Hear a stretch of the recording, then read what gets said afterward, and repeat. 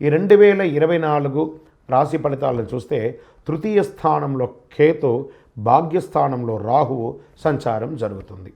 లాభగురువు అష్టమ శని కారణంగా పనుల్లో ఆలస్యం అవుతుంది. ఈ అష్టమ శని కొన్ని రోజులుగా వస్తుంది, కానీ జూన్ తర్వాత మీకు అనుకూలంగా ఉంటుంది.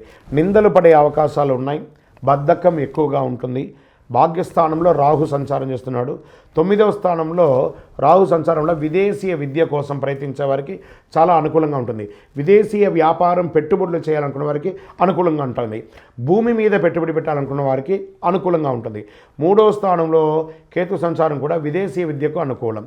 అగ్రిమెంట్స్, కాంట్రాక్ట్ విషయంలో కొంచెం జాగ్రత్తగా ఉండండి. ఏదైనా కాంట్రాక్ట్ వేసేటప్పుడు, అగ్రిమెంట్ వేసేటప్పుడు chit funds, bank loans, housing loans, వీటన్నిటికీ స్టార్ చుక్క పెట్టుంటారు, అది మీకు తెలియదు. దాన్ని మళ్ళీ చదివి కావాలంటేనే తీసుకోండి, లేకపోతే వదిలేసేయండి. గురువు పంచమ స్థానాన్ని సూచిస్తున్నాడు